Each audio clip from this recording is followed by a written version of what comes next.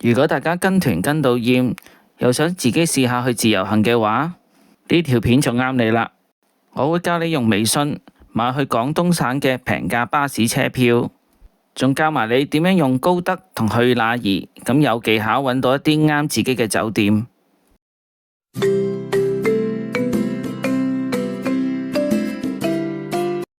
大家好，有我陳仔一號啊！呢條片我會講解下我近嚟去北上自由行，去東莞、順德、廣州，係用乜嘢國內小程序，即係乜嘢 app 去訂國內嘅車票同埋揾國內嘅酒店。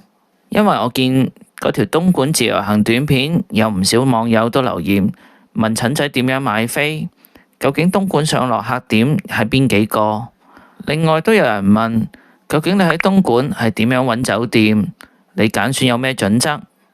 陳仔平時用開嘅 app 分別係高德地圖、WeChat 即係微信，同埋去哪兒呢三個 app。呢三個 app 其實都係可以喺應用寶嗰度下載。以下落嚟嘅示範，我會以東莞自由行做例子。首先我哋示範下點樣買車票。我哋試下買 OK 巴士嘅車飛。首先我哋去到微信，入咗去之後呢，你哋見到上邊呢有一個搜尋嘅符號，我哋撳入去，跟住呢，喺上邊最頂嘅搜尋呢個輸入欄裏邊呢，我哋輸入返 OK 巴士，咁跟住呢，佢就會幫你揾返同 OK 巴士相關嘅一啲資料。而上邊呢個最頂呢一項呢，就係我哋買飛嘅地方啦，就係佢個公眾號。咁你呢度呢會見到佢下邊有兩個項目，一個就係訂飛，另外一個呢就係我的訂單。咁呢，我哋如果買飛呢，就撳訂票就得噶啦。咁入咗之後呢，就轉到我哋可以去買飛揾班次嘅版面啦。咁呢，上邊呢度就寫住，譬如出發嘅地點啦，你想去邊一度，架車幾時出發，咁我哋輸入咗之後呢，就撳查詢班次呢，就可以揾到噶啦。咁我示範一次俾大家睇下，譬如出發，咁我呢，上一次呢就喺深圳出發嘅，咁我就揀返喺深圳啦。咁目的地就揀返去東莞，咁日期呢，就任你揀嘅。咁啊，睇下佢開出有啲咩班次啦。嗱，呢個就1月份啦。2月份其實佢都有嘅。咁我假設我哋揀2月5號出發啦。咁3項資料已經入齊晒啦。咁就撳查詢班次。好啦，咁呢度就顯示咗呢，喺2月5號星期四。咁呢，最早嘅班次係幾時噶啦？咁佢最早嗰班次呢，就係7點半，跟住8點半都有啦。咁一路碌落去睇啦。8點半之後，8點50分都有，10點、11點半、12點，咁如此類推啦。咁佢最夜呢，由深圳開出去東莞呢，就去到夜晚嘅8點鐘都有嘅。跟住呢，入到呢個版面呢，又教下大家睇下點樣睇下呢度嘅資料。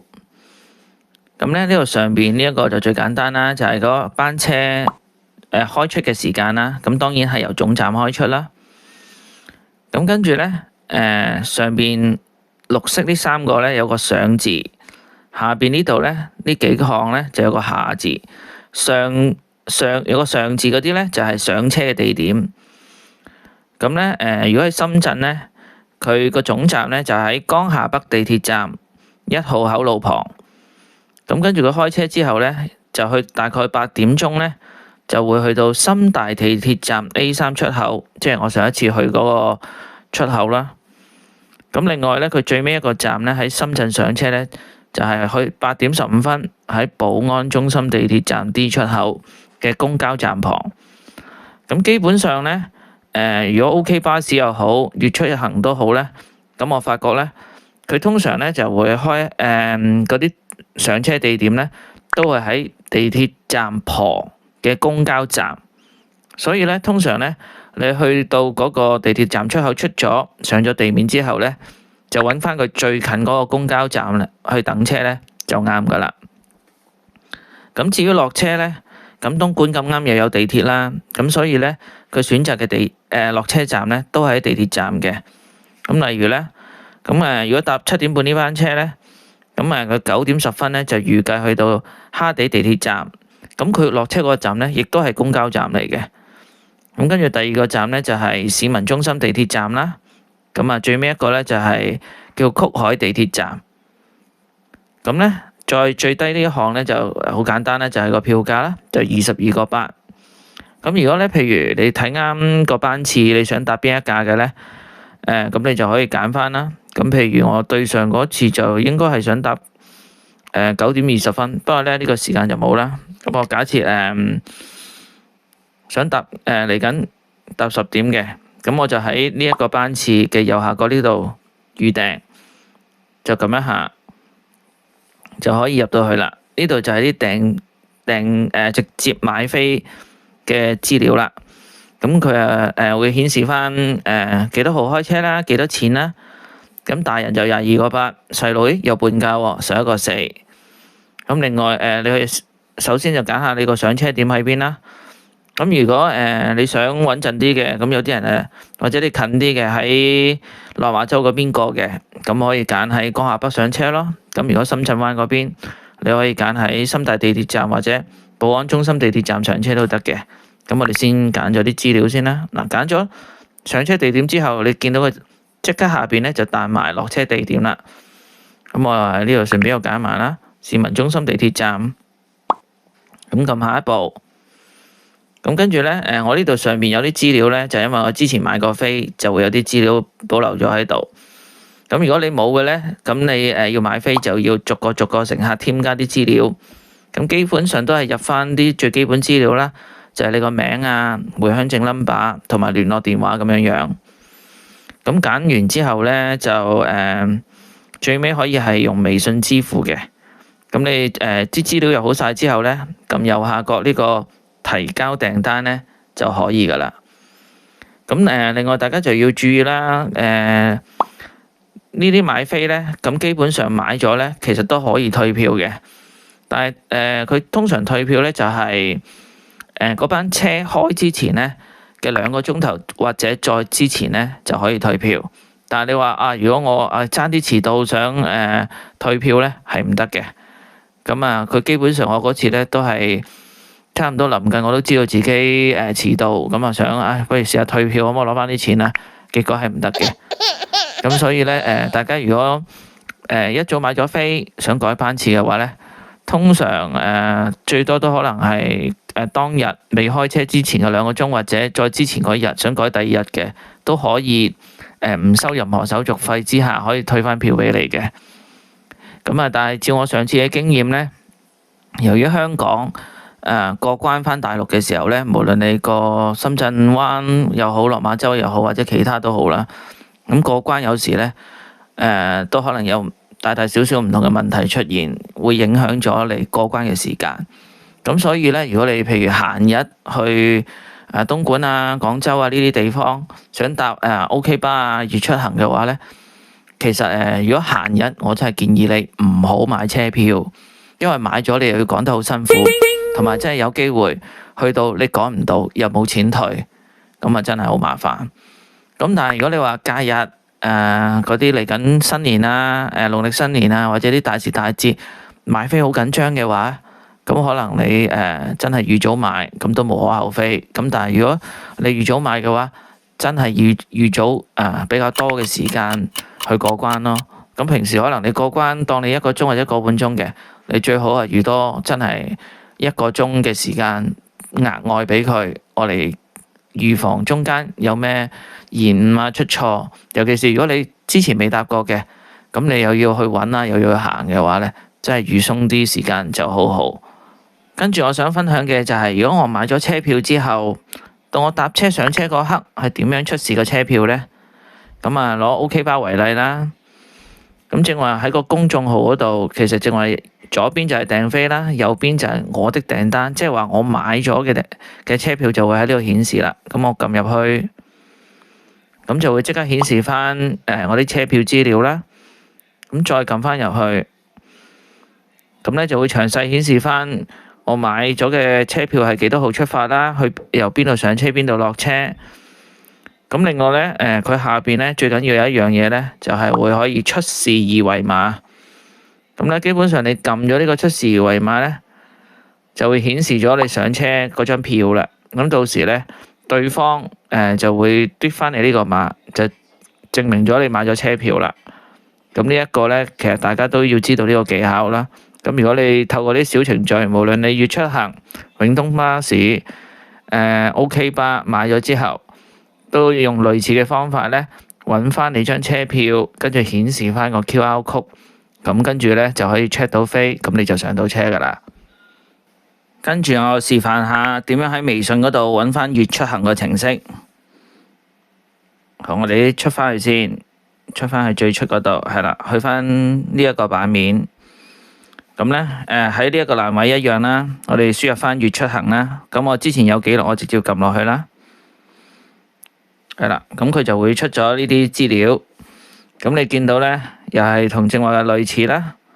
咁呢，有粵出行，咁佢話汽車票價購入，咁我哋撳入去啊。好啦，佢又出咗一個類似正話 OK 巴士嘅購票版面啦。咁呢度左邊就係出發地點啦，右邊就係目的地啦。咁又係可以查詢班次嘅。咁另外下邊呢啲呢，有啲更加快速嘅搜尋嘅方法可以幫到你啦。咁我哋而家試一試啊。咁當我哋又係深圳去東莞，咁廣州呢度我就揀翻東莞啦。係啦，東莞。咁跟住咧，直接撳查詢。係啦，呢度又會顯示咗可以買嘅班次。咁如果相比 OK 巴士嗰度咧，呢度咧嗰啲班可以買飛日期就冇咁多嘅。如果大概咁樣睇咧，就係預10日到咧預售車票。咁我哋又揾一日啦，又揾翻同正話一樣，都係2月5號。咁嗱，大家都睇到啦。佢呢度個頭班車呢，同 OK 巴士係一模一樣嘅，都係開7點半。上車地點呢，嗱，藍色呢幾點就上車，橙色呢幾點啊落車。大家如果正話睇完應該有啲記憶啦，同 OK 巴士係無論開出時間、上車、落車嘅地點係一模一樣嘅。所以我上一次搭唔到 OK 巴呢，搭粵出行呢就搞掂晒。而票價啊，大家都睇到都係22個8人民幣。咁所以呢，我喺度只可以話我上次搭唔到 OK 巴士，我唔知佢係咁啱我唔好彩啊，定係可能要喺總站先搭到 OK 巴士。但係粵出行呢，我上次係無論去同翻嚟都搭到。同埋我覺得粵出行呢，如果去東莞嘅話，有個好處，佢喺嗰啲站。我唔敢講每一個站啦，但係起碼我譬如喺回程嘅時候，喺東莞嘅市民中心地鐵站嗰個公車站旁邊呢，佢真係有個小哥棟咗喺度，咁會協助啲人去買飛。咁你唔識買又可以問佢，咁亦都佢都會教你點樣去買飛，或者直情幫你買都得嘅。咁當然啦，我上一次咧喺嗰個深大地鐵站嗰度咧，我就揾唔到粵出行嘅買票嘅哥哥仔嘅，係淨係得其他巴士公司嘅。咁但係咧當日我哋見到嘅粵出行嘅巴士到咗之後咧，咁問個司機，咁個司機其實都可以直接幫你買票嘅。佢上一次仲方便添，唔使我透過個 app 去買飛，佢直接話你幾多個人，咁跟住講咗銀碼報價你啱嘅。佢直接個司機同你收飛，咁啊上得車噶啦，連資料都唔使填，非常之方便。無論搭 OK 巴又好，粵出行都好，咁啊都要深圳要特登再搭地鐵過去，咁有啲人都覺得麻煩。咁呢，其實仲有一個方法嘅，其實大家呢可以出翻去正話呢個微信嗰個位置啦。咁呢，大家可以去深圳灣。或者喺蓮塘啊、落馬洲啦，睇下視乎去邊度啦，去搭永東巴士嘅。咁永東巴士咁相對喺粵出行啊 OK 巴一定係貴啲㗎啦。咁但係如果佢喺深圳上車嘅永東巴士呢，咁其實都平過你喺香港嗰邊搭。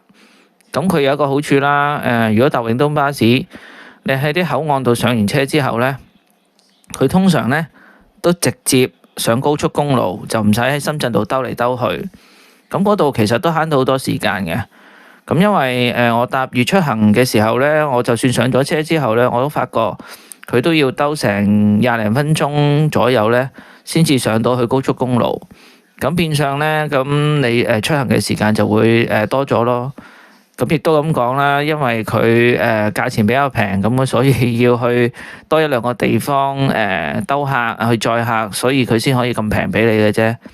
咁而永東巴士嘅好處就係你過關一上咗車，佢夠鐘開車，咁啊直接去東莞嗰邊，咁啊慳咗好多時間，亦都唔使咁煩嘅。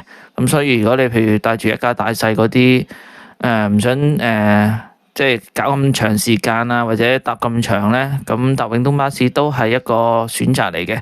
同埋就算去到關口，有時唔一定搭永東巴士嘅，佢嗰邊都仲有中旅啊，或者其他嘅巴士公司可以俾你搭去東莞、順德、廣州呢啲廣東省嘅地方嘅。咁呢一節關於買車票嘅分享就到呢度。咁嚟緊嗰節呢，就講下我喺上邊點樣揾酒店啦。接住落嚟，我就想講我喺國內自由行點樣去訂酒店。以東莞自由行為例，我喺深圳搭巴士上去，東莞有3個落客點，其中蝦地地鐵站同埋市民中心地鐵站都係比較近市中心。我哋打開高德地圖，然後喺呢個欄位輸入蝦地地鐵站。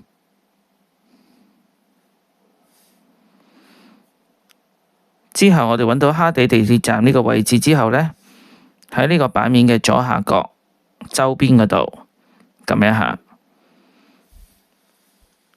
再喺佢哋上面呢一欄再輸入酒店，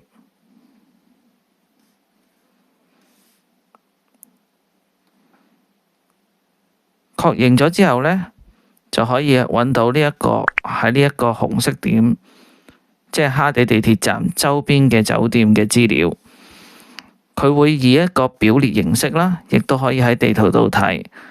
我通常呢就會喺地圖度睇嘅。首先放大俾大家睇，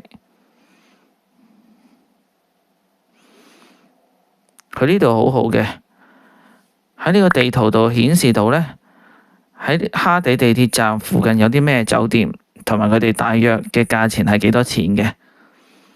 咁我去揀選究竟喺咪呢一個站度揾酒店呢？主要係睇下喺佢附近周邊啲酒店離呢個站遠唔遠啦，同埋嗰啲價錢適唔適合我。咁當然呢，其實我覺得蝦地地鐵站周圍呢，雖然都有酒店，但係呢行嘅距離呢，可能相對比較遠。咁呢，另外呢，其實呢度雖然你睇落去都望埋去有成7、8個選擇，但我都覺得如果有更多選擇呢，會更加好。咁所以呢，我會之後呢就揾另一個落車點，就係市民中心地鐵站啦。咁我哋出返去最出邊嗰度，咁呢個蝦地地鐵站嘅搜尋呢，我哋就改咗做市民中心地鐵站，佢重新再揾返個位置一次啦。咁我哋好似之前咁喺左下角嘅周邊，再輸入酒店，咁跟住呢，佢就可以以正話呢個市民中心而家新呢一個紅點呢，作為中心，揾出佢哋周邊嘅酒店。咁啊，再次啦，我亦都去撳返個地圖啦，就睇下喺呢一點圍繞周圍嘅酒店有啲咩選擇，同埋佢哋嘅價錢大概係點。咁呢，而家望落去呢，喺市民中心地鐵站周圍嘅酒店呢，其實數目都唔係太多，呢度都得4間，咁啊仲比之前正話嗰度更加少添。咁後來呢，我喺個地圖度呢，一路去搜尋嘅時候呢，發覺佢過幾個站呢，就有個完美地鐵站，就喺呢度啦。係啦，咁啊重新揾呢個完美站啦。咁跟住呢，我又照板煮碗揾下完美站附近有咩酒店。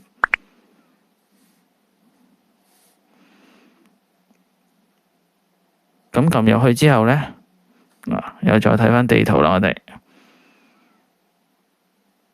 咁呢，我當時就發現喺呢個完美地鐵站嘅呢一條直路呢，就有好多酒店，而價錢呢，我都覺得幾適合我嘅，因為呢，我自己個要求呢，返大陸去自由行玩嗰2-3日，咁啊瞓嘅時間又唔多，又唔使享用酒店嘅設施，咁100蚊鬆啲呢，就係符合我嘅預算啦。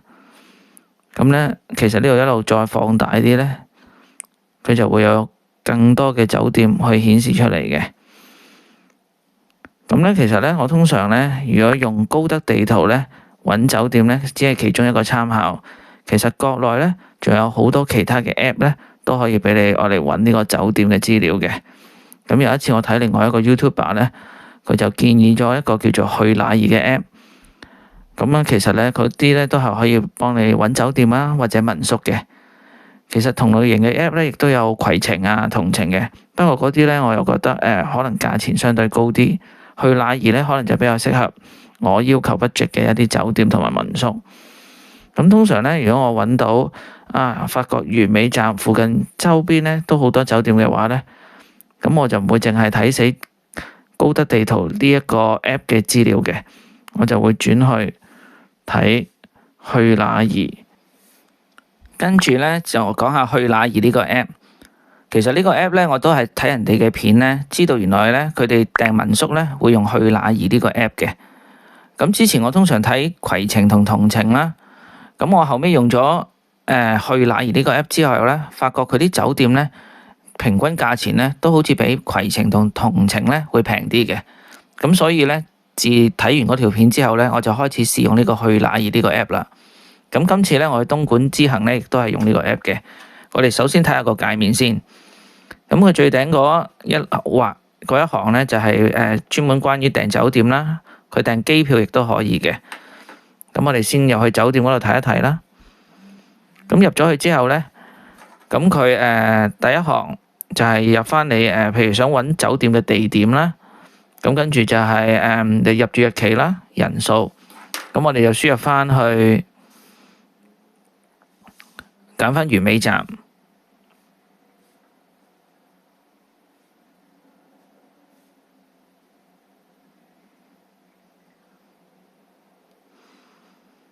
係啦，佢揾到完美地鐵站喺東莞嘅，咁撳返入去啦。咁跟住呢，佢就即刻已經顯示咗一系列嘅酒店出嚟俾你選擇嘅。咁呢，譬如我哋揀返2月5號啦，可以喺呢個頂呢個位撳返個入住日期嘅。咁你可以重新選擇過啦。譬如我2月5號去到2月7號，我住3日2夜嘅。確定啦，咁佢就要重新再揀選返喺呢段期間啲酒店係有邊一啲，同埋佢哋喺嗰段時間嘅入住嘅最新嘅價格。咁呢，佢入邊其實呢個通常表列模式呢，好多時亦都老實啦。咁佢哋呢，列出頭嗰幾個呢，通常唔係最近個站嗰啲嚟嘅，反而係佢哋賣廣告位啊。即係佢哋如果啲酒店要想你早啲睇到佢嘅，咁俾多啲錢，咁啊可能佢排得前啲啦。咁當然啦，前排得前啲嘅，除咗你落廣告之外呢，可能佢評分高，亦都會有機會呢令到啲酒店排得前啲嘅。咁我通常揾酒店呢，好少咁樣直接淨係睇呢一個佢列出嚟嘅酒店，反而呢，我會咁睇嘅。嗱，呢個頂項目有個寫住地圖，我就撳入去。好似正話呢，高德地圖咁，我想用地圖模式去睇我落車嘅地方附近嘅酒店有啲乜嘢酒店，同埋佢距離嘅酒店幾遠，咁樣去揾酒店呢，就比較實務啲。嗱，呢個紅色嘅點點咧就係個完美站啦。我哋又好似之前咁啦，揾隻手指將佢放大。咁你放大之後咧，佢一路喺度咧重新計算翻呢個範圍咧，再搜尋一次有啲咩酒店俾你。嗱，你見佢陸陸續續咧有啲價錢咧跳出嚟嘅，其實呢啲價錢就係代表嗰間酒店。咁而呢一個譬如下邊顯示呢間酒店咧，其實相對應呢個藍色點點144蚊呢一個，就係話呢個位置呢個酒店評分係幾多，佢嗰個價錢係幾多錢一晚。咁你哋睇到啦，我之前都講我要求嘅 budget 都係100-200蚊，咁我就見到之前市民中心地鐵站嗰度酒店太少啦。咁啊，反而去到隔2個站嘅完美酒店，唔係完美站呢度附近咧就好多酒店，而且價錢亦都係我心水，所以當日我睇完之後咧，我最尾就揀喺完美呢個站落腳。咁啊，我哋再睇下譬如呢個 app 嗰啲入邊啲資料啦。嗱，呢啲119蚊咧都有間酒店嘅。再睇下其他。141，呢一間咧就係我上一次住嗰個希柏酒店，咁咧佢評分都有4.5嘅，咁我日日去睇下啦。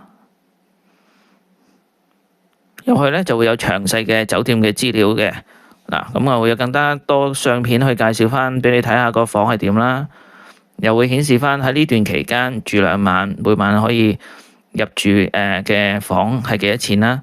咁佢唔止一個房嘅類型噶嘛，通常有好多嘅。咁呢個撳落去亦都會有其他顯示俾你睇啦。咁最重要咧，其實揀酒店咧，評分係一樣嘢啦。第二就係睇下多唔多人去評論。好似呢度咁，佢都有200幾則評論。我就算佢當佢造假有幾十則啊，咁起碼入邊可能都另外有百零則或者有幾廿則都係真噶嘛。咁啊，大家可以咧透過呢啲評論去了解下。呢間酒店可能最近啲服務得唔得啊？啲相片啊，啲人會顯示翻究竟佢住嗰個房實際係咪咁靚呢？定係爭啲呢？咁啊，有啲人會可以透過呢度可以評估翻呢間酒店啱唔啱，適唔適合你自己啦。咁跟住我哋又出翻去先，係啦。見到呢個如果再放大，即係再細少少呢，就會顯示埋附近街道嘅一啲設施啦，係有啲乜嘢嘅。咁所以咧，用呢一個 app 咧，其實我覺得比起高德地圖嚟講咧，佢顯示嘅酒店咧又會再進一步嘅，因為佢可以有更多酒店嘅俾你揀啦。而且通常經酒店 app 去 book 酒店嘅話咧，佢哋嘅優惠正常嚟講係應該更加多嘅。咁所以咧第一層我通常就揾高德地圖睇下邊個地區喺我落車或者喺地鐵站附近多酒店嘅，咁我就先揀嗰個地區，然後就再去用去哪兒啊或者同程呢啲 app 咧，就再睇下細緻嚟講呢個地方仲有冇啲其他嘅細酒店，因為咧其實啲細酒店咧好多時其實有個好處嘅，佢細酒店好多時可能係新開嘅，咁可能用啲設施係新啲啊，咁但係佢評論就少啲，咁但係又多咗個選擇俾你。咁講真啦，我哋上去自由行又好咩都好啦，去玩，咁希望都多啲酒店選擇，就揀到啲平靚正酒店。咁另外咧，我用去哪兒呢個 app 咧，亦都有一個好處嘅。嗱，呢度咧就顯示咗其中一種住嘅酒店嘅價錢啦。咁咧，但係你其實睇呢個上邊咧，佢仲有啲細緻位咧，可以俾你再優化嘅。譬如好似呢度咁，如果當我揀可能我要求間酒店嘅要有兩張床嘅獨立嘅，咁我又可以睇下啦。嗱，我譬如人數2個啦，咁你再重新撳一次咧，佢呢度咧佢又會重新去計算翻，計算啲咩咧？就話適合2個人住2房型嘅酒店有邊啲？佢如果冇2房嗰啲咧，佢就唔會再顯示嘅，佢就會自動做咗篩選，同埋咧佢最新就會顯示翻我正話啱啱新要求嗰啲咧。究竟個價錢係幾多？咁呢度咧，以呢一個形式咁樣一覽無遺去睇咧，我覺得比平時嗰啲表列嘅酒店咧就更加好嘅。因為咧，我如果去到一度地方旅行咧，我通常去到之後咧，咁我都係睇下佢近嘅酒店就會比較好嘅，因為遠嗰啲如果你又要打車，又係嘥時間又嘥錢，咁我都係盡量揀一啲我可以步行到過去嘅酒店咧，就會比較理想。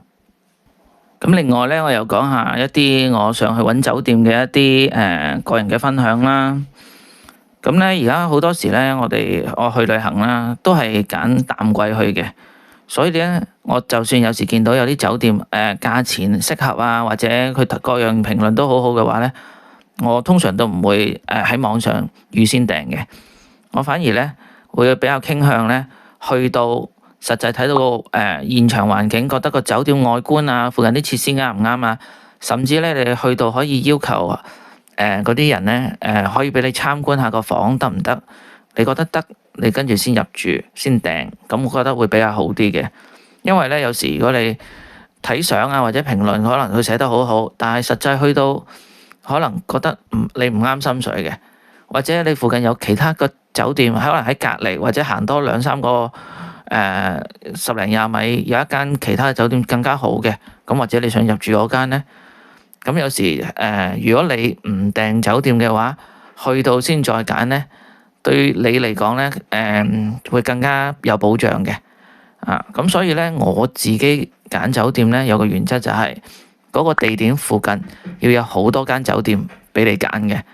好似今次呢個例子就係譬如我對上嗰次去住嗰間酒店我唔滿意嘅，咁我發覺佢前後左右對面馬路或者喺途中一啲橫街咧，其實都有好多間酒店。我諗就咁我當日去玩嗰幾日咧，佢周邊咧起碼都有10幾間酒店。所以如果就算我當時揀嗰間唔啱，我即刻就可以去第二間酒店再睇下環境，睇下價錢。咁變咗咧對自己咧個彈性亦都大啲，又唔驚話揀咗一啲唔好嘅酒店。咁當然啦，如果大家去北上旅遊嘅時候係旺季嘅話咧，咁我就覺得反而你應該要早早去訂酒店。咁點解咧？一來如果放假嘅話，其實都可能幾多人去爭嘅，尤其是咧，如果你係國內嘅假期，國內假期咧，酒店啲房價咧係特別貴嘅。咁如果你經啲平台訂咧，有機會可以爭取到高啲嘅折扣，咁就唔使等到時你如果去到，哇，冇得你揀，但係佢開天殺價，你都一定要入住嗰間酒店。咁所以咧其實訂酒店嘅話，究竟用唔用個平台咧，都好睇係你喺咩時候去旅行去入住呢啲酒店嘅。至於揀酒店方面咧，之前咧我比較傾向就係揾一啲酒店咧，佢多啲留言多啲評論嘅酒店去做我嘅首選嘅。不過咧後來我發覺咧，除咗呢一點之外咧，你都要留意嗰間酒店咧個落成嘅年份。因為咧其實國內咧有啲酒店，譬如好似我今次去東莞咁咧，有啲酒店原來已經落成咗30-40年嘅。咁佢開咗咁多年，佢評論自然多啦。咁但係亦都有個問題就係佢評論多，就算佢好評嘅話咧，佢嗰度嘅設施咧相對會比較舊。因為咧我見大陸嘅一啲做得耐嘅酒店咧，佢可能未必會咁主動去翻新嘅酒店啲設施。咁所以咧入到去住咧，有時見到啲評論話嗰啲好老牌嘅酒店咧，雖然咧外觀好靚，但係入到去咧可能比較殘舊。所以如果你想去揾呢一啲酒店，相對可能比較新啲，雖然咧可能佢評論少啲，但係亦都有另一個可能可取之處就係佢新嘅酒店價錢可能會比啲老牌酒店平啲，但係設施咧其實係新嘅。咁所以係幾好嘅，尤其是咧你要注意一樣嘢就係呢啲酒店咧，如果夏天咧，佢個空調好唔好咧，好重要。如果佢空調好嘅話咧，咁你就瞓得舒服啲。好似我今次去東莞咧，嗰個酒店個空調咧係用美的冷氣嘅，咁佢咧比我上一次去順德咧，嗰個空調控制個溫度控制得好啲，咁我夜晚都住得舒服啲，瞓得好啲。咁其實呢一樣嘢咧，大家亦都可以注意下。咁你上去，如果要求佢睇房，除咗睇下啲設施新唔新之外，睇下佢啲酒店上邊嗰個空調係咪啲好嘅牌子啦？會唔會有雪櫃啦？因為有時平價嘅酒店咧，未必有雪櫃嘅。咁但係如果反而佢新開嘅，雖然佢價錢平，可能佢會擺個雪櫃喺度吸引埋你嘅。咁呢方面大家去睇嘅時候，亦都要留意下咯。最後呢，我要補充一個功能。有啲人呢，可能要突發去國內出差，或者本來你諗住一日快閃自由行，可能上順德嘅，諗住即日去即日返，但係咁啱可能有其他事逼住你要逗留一晚嘅話呢，咁你揾酒店嘅時候，其實無論高德地圖或者呢啲旅遊 app 啊，去哪兒呢，都有個好好嘅功能。就好似呢度咁，喺呢個搜尋版面呢，你可以就住你個位置呢，就撳落去，咁佢就可以幫你定到你當時企嘅位置，再根據你自己住宿嘅要求呢，去搜尋下附近有啲咩酒店。咁呢一樣嘢呢，就可以好輕鬆咁幫你解決到住宿嘅問題。咁啊，如果當你真係唔好彩去到一個地方真係都冇酒店嘅話，咁都冇辦法啦。咁你咪可能喺個地圖度，就好似正話咁，周圍遊走睇下附近究竟邊一個站或者邊個區搭車方便嘅，但係附近有多酒店嘅，可以去嗰啲地方再揾下酒店，就唔使喺條街度盲摸摸或者唔知點算。咁所以呢，其實如果善用呢啲酒店 app 啊，其實可以幫到你去旅遊解決到好多問題嘅。咁我希望今日呢條片呢，無論訂車飛訂酒店嘅話呢，都可以幫到你一定嘅程度啦。如果中意我呢條片，俾個 like 我，或者訂閱我嘅頻道，撳埋個鐘仔，下次出新片就會通知你。拜拜。